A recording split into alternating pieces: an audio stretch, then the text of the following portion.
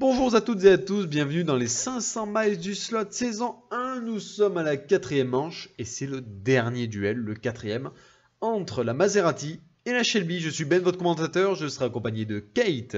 Oui, bonjour à tous. Je vous présente la Shelby Cobra de la team Shelby qui sera pilotée par Ken Miles, mon pilote fétiche. Eh oui, le team Shelby de Carroll Shelby qui va affronter la Maserati Trofeo du team Patoli, pilotée par Ragazzi. Écoutez, une voiture qui est performante, qui vraiment fait du beau boulot. Il n'y a rien à dire. Ah oui, clairement. La Trofeo avait battu la Lister Storm, pourtant c'est pas simple, tandis que la Shelby avait perdu contre la Mercedes C63. Rien d'étonnant, hein, la C63 est performante. Oui. En tout cas au classement, la Shelby 7ème, la Trofeo 3ème, elle est sur le podium. Et oui, honnêtement, je pense que cette course va être faite haut la main et gagnée haut la main par le pilote Ragazzi de la team Patoli. Donc je pense sincèrement que la Shelby, ça va être compliqué. Ça va pas être son objectif de le battre, ça va être son objectif de faire une bonne course. Ouais. Et après plus tard aussi de faire un bon chrono, puisque là je ne le sors pas vainqueur, Ken Miles. Non, complètement. La Maserati est ultra performante, autant en ligne droite qu'en virage. La Shelby est performante en ligne droite, mais les virages, c'est une catastrophe. Il n'y a pas d'autre mot. Donc, honnêtement, je le sens pas. En tout cas, on part. Ah, regardez, la Shelby devant. Bah oui, c'est un comble. Pour l'instant, elle mène la danse, ce qui est très très bien. Je suis assez contente. Parce que j'aime beaucoup mon pilote Ken Miles qui est vraiment un pilote que j'aime énormément et pour lequel j'éprouve beaucoup de respect. Oui, mais il s'est fait doubler.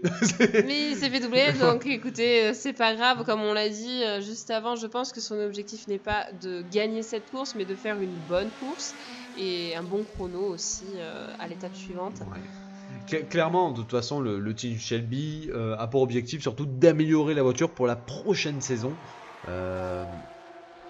Donc autant dire que la Maserati a le champ libre, mais écoutez, on dirait que la Shelby à certains moments revient dans la course, mais la Maserati lâche pas le morceau. Hein. C'est dans la ligne droite, vous le voyez, une fois passée la ligne droite, elle gagne beaucoup en vitesse et c'est les virages qui lui portent préjudice parce qu'elle ralentit beaucoup dans les virages. Et malgré cela, regardez, elle repasse devant. Elle repasse devant, elle est très à l'aise sur cette course.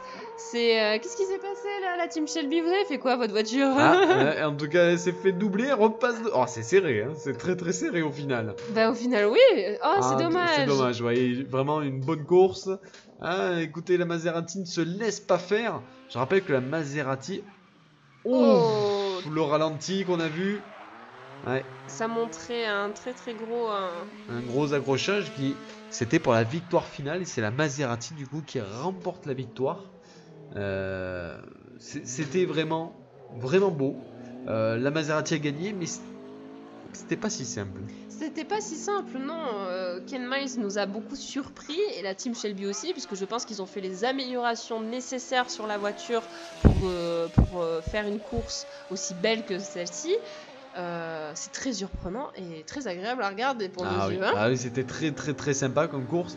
Notre réalisateur a fait un ralenti final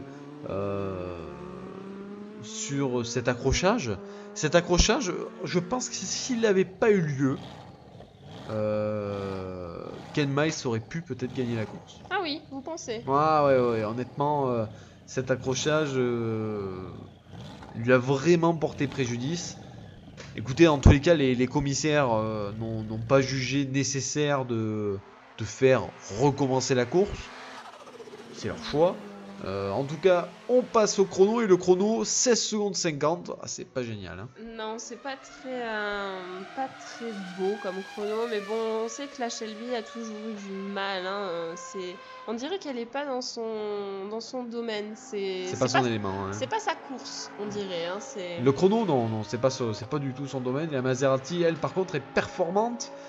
Les chronos, elle les remporte. Elle fait pas de top chrono, mais régulièrement, elle remporte les chronos. On va voir ce que ça donne. 15-29, elle gagne au la main. Ah oui, oui, elle gagne haut la main, elle a même pas pris de risque hein, sur son chrono, elle a roulé, et voilà, elle fait un très bon chrono quand même. Ah ouais, un excellent chrono. En tout cas, la Maserati ramasse 4 points, c'est bien. La Shelby, toujours pas de points, il n'y en a que 3 points au classement. Ce qui donne au classement, la Maserati prend la 2e place. Devant Pafette. Je pense que Pafette va faire la tête. Hein. Oui, je pense. Et aussi surprenant que ça puisse paraître, c'est vrai que la Shelby, elle est 7ème. Elle est devant la Dodge Viper, qui est une voiture moderne. Oui, tout à fait. En tout cas, je rappelle que Rockefeller, avec son RS5, est en tête, est invaincu. Est invaincu, oui. C'est incroyable. C'est incroyable. Il fait pas de top chrono malgré ses sans faute. Ouais, et malgré ses sans faute. Donc, à voir. À voir. En tout cas, c'est la fin de cette 4e manche. On se retrouve bientôt pour la 5e manche, en espérant que tout ça vous a plu. À bientôt. À bientôt.